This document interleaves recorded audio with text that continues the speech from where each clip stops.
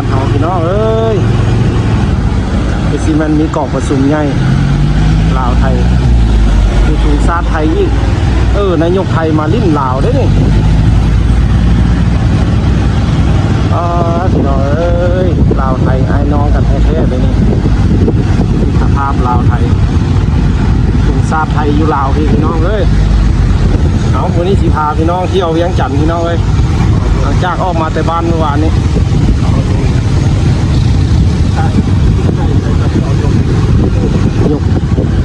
นายกไทยคนมา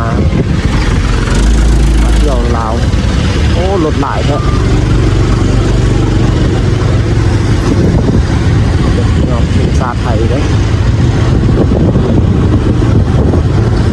ตอนขับขนาดได้พี่น้องเลยลาวกับไทยเนี่ยนี่เนี่ยเต็มเวียงจันทร์เลยตอนนี้นะบรรยากาศแบบร้อนๆเลยพี่น้องเลยกลางเวียงจันทร์ตอนนี้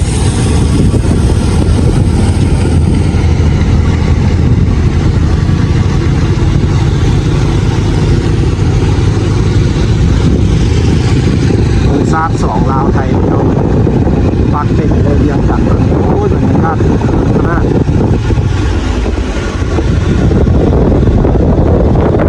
แยกต่างประเทศก็มาเที่ยวขนาดโอ้โหฮอนแดดบ่เนาะ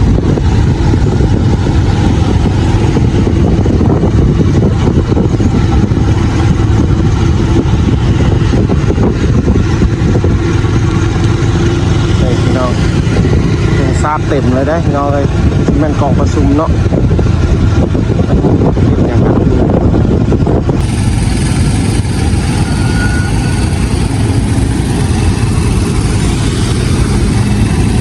จักอยู่ใส่พี่น้องอันพักซันพักเซินนะด้วยอยู่ใส่โอ้โหแล้วเราที่ไปทึกกันนี่เคยมาจากเครือเลยพี่น้องเลยจะคิดไปจังไงเอาที่บนหลงทางวะนี่ตัวนี่ไปทางได้หรอแถวนี้แถวไหนบ้างป่านนี้บุเคยมาเครือได้เส้นนี่นะการหลงทางลูกน้องสองคนเส้นไหนเป็นเส้นไหนบ้านเนี่ยสิบนหลงทางบ่แถวนี้งามเนาะแถวนี้เนาะ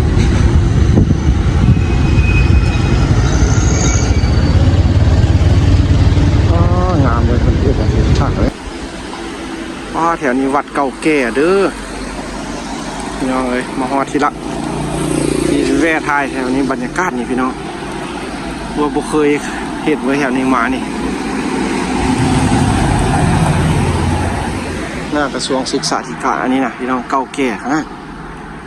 วัดองค์ตื้อวะเฮ้ยวัดยังงามพี่น้องเอ้ยอยู่บ้านเราตอนนี้กำลังเอ็ดกล่องประชุมลาวไทยนี่แหละพี่น้องตามข้าวเอากระบุจักแต่หากคือว่ามีธงชาติไทยขักได้นี่พี่น้องเลย2 คนวันนี้นะดอกเวียงจันทร์นี่จะเป็นวัด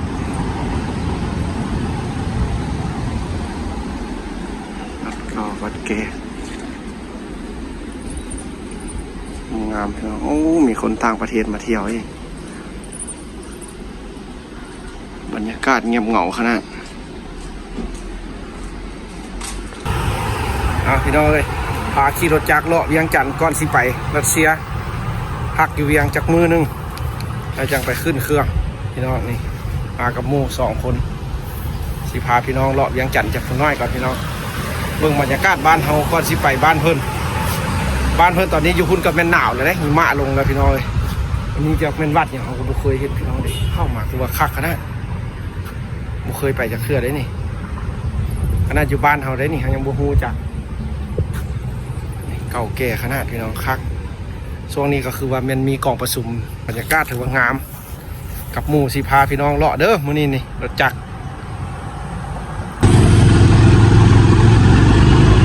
ผมไม่เย็นดีขนาดแถวนี้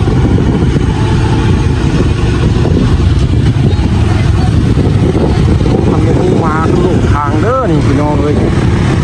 ขนาดอยู่บ้านเราได้แทง2-3 รอบละมีไฟบนทึ่งจะใส่ตุ้ยสไลด์กวน บ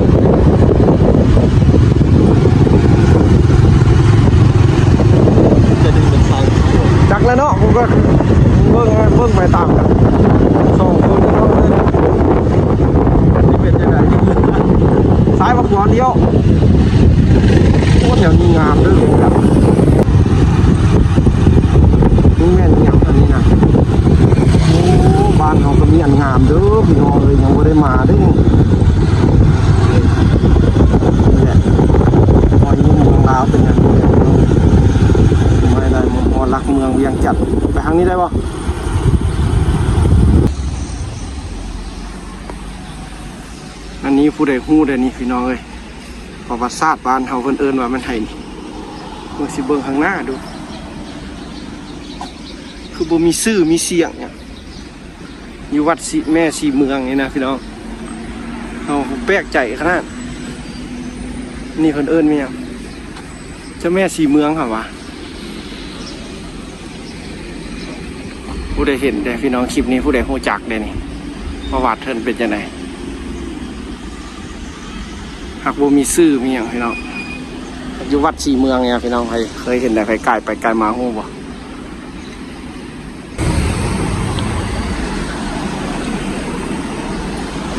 วัดเจ้าแม่สีเมืองเส้นทางถนน300,000ไทย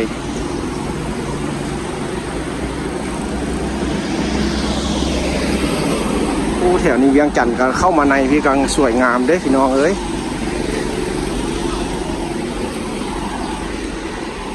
ดูหล่าสะอาดหูสะอาดตาแม่หนึ่งตัวด้วยแม่หนึ่งตัวพักสั่นนะนี่เขียนอยู่ตั้งนานนะแม่นแล้วเนาะอ๋อพี่น้องเอ้ยเวียนไปเวียนมาเคยมาฮอดแต่ฮัดหลวงกับประตูไซเข้ามาพี่ยังบ่เคยมาเบิ่งเวียนไปเวียนมาอยู่จากเส้นไหนเป็นเส้นไหนเด้อพี่น้องเอ้ยจะว่าเฮาอยู่ลาวเฮาก็บ่ฮู้จักเด้ว่าอยู่แต่บ้านนอกบ้านนาเป็นสนๆกันอยู่รถน่ะนี่เอาสิพาพี่น้องเข้าไปในนี่พี่น้องเอ้ยมีหยังก็ย่างลิ้นน้ำกันเด้อสิได้หยังบ่สิเห็นหยังบ่พี่น้องบ้านเฮาสิคือบ้านพื้นเมืองไทยบ่นี่พี่น้องสิพาเข้าไปไหนพี่น้องตอนนี้ก็อยู่หน้านี่ละขี่เวียนไปเวียนมาจนงงว่าสิไปทางไหนเนาะตอนนี้เราสิพาเข้าไปไหนพี่น้องนี่เนาะคือสิแม่ละบาทนี่นะสองก่อนจอดรถก่อนสิค่าคืออยู่บ้านเพิ่นบ่สิงามคือบ้านเพิ่นบ่เรื่องของสิไทยเบิ่งก่อนสิไปตามแผน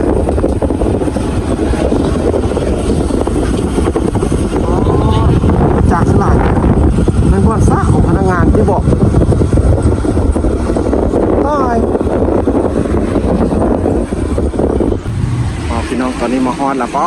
คนหลายขนาดเลยรถล้างกูหรอคนลาวมาลิ้นอยู่ที่เบิร์ดมีแต่รถจักรนักเรียนเริ่มเรียนไปตุ้ย2 คนพี่น้องเลยสไตล์บ้านนอกบ้านนาเด้อนี่นะเข้ามาบอลงามบอลเย็นเนาะโอ้มันขักก่อนยวนรัสเซียพวกตัวนี้นะโอ้บ้านเขาได้มาก็จะพูดได้พี่น้องก็คักเลยได้นี่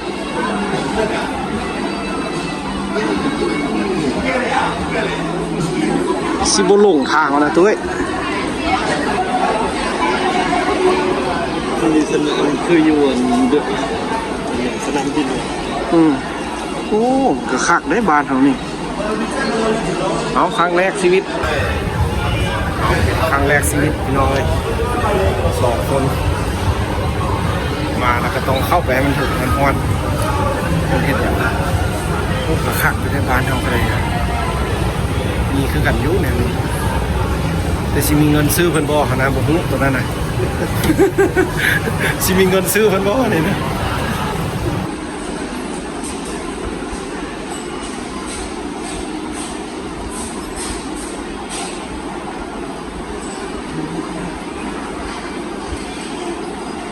คักเลยเถอะเอ้ยโอ้มีหลายบ่อนเนาะคักนี่นะมันก็เคยมาวะนี่ตุ้ยมันก็เคยมาวะบ่ได้มาบ่เคยจะเคยกูก็เทื่อแรกคือกันเอาคักพี่น้องเอ้ยย่าง3-4นางตากแอร์เย็นๆเด้อันนี้เนี่ยบอนเขาซื้อเมื่อกี้นี่เขาซื้ออย่างที่กันแล้วอ้าวมันจักสั้นล่ะตุ้ย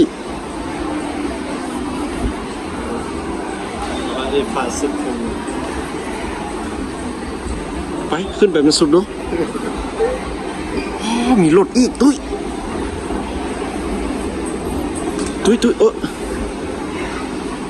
รถอีกเลยตุ้ย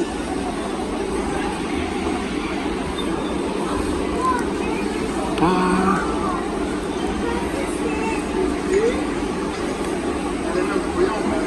มีแค่อันคักนะพี่น้องย่านแต่บ่มีเงินซื้อเพิ่นเด้อ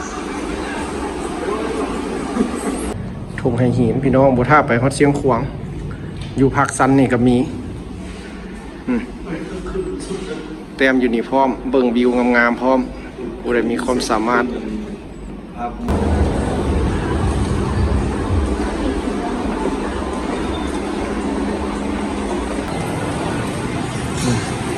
เงียบงามเลยพี่น้องบ้านเฮาก็ได้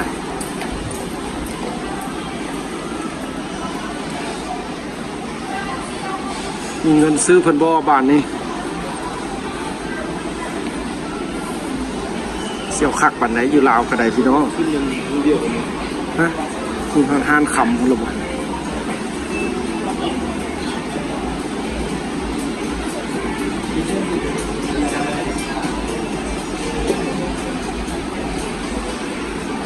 เสียวปันได้ดีๆส้นอันนี้ตุ้ยไปชมวิวดู เขาให้ ไอเดียของคนก็ดูดน้ำ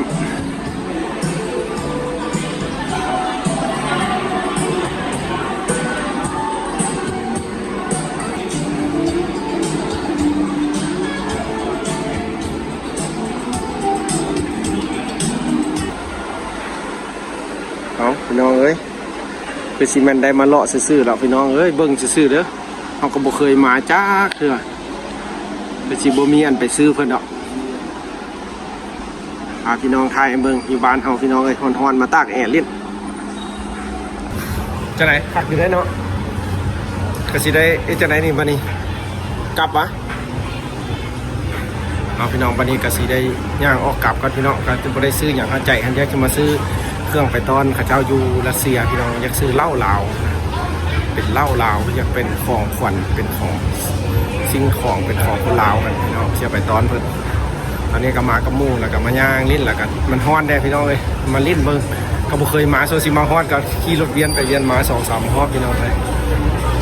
เอาขอบใจพี่น้องทางเมืองไทยเด้อตอนนี้หากจะอีก2 มื้อเขาก็สิได้เดินทางไปรัสเซียแล้วพี่น้องเอ้ยมาเอ็ดคลิปเลาะลิ้นอยู่เวียงบ้านเฮาเราเบิ่งพี่น้องเอ้ยมันเป็นจังไดสิคือบ้านเพิ่นบ่เวลาเฮาไปพุ่นแล้วเวลาบัดกลับมามันสิเป็นจังได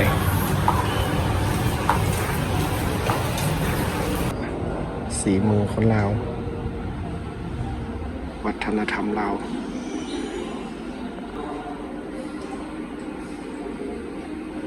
ให้มีความสามารถในการแต้ม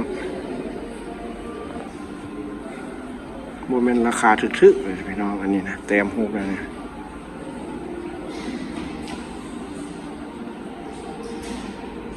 เหนือจินตนาการ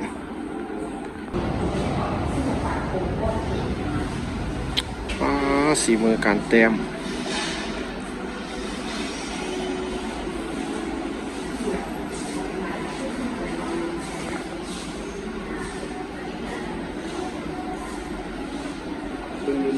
สมัยตะกี้ก็สิเป็นอันนี้แหละเนาะ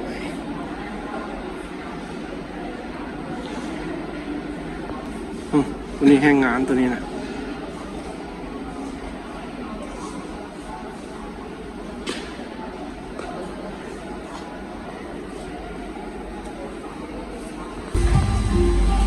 สินค้าลาวไปตอนพี่น้องอยู่รัสเซีย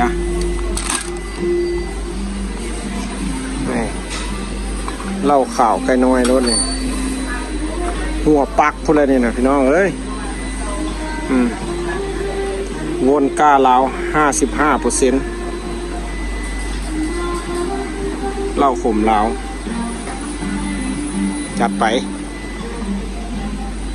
เบียร์ลาวอีกแก้วนึงรถสิออกเมืองจนเต็มเลยเดินบัดนี่มาเมื่อกี้ยังว่างอยู่มันเจ็บปันทีรถมือหนึ่งด้วยเลยไปเมื่อตุ้ย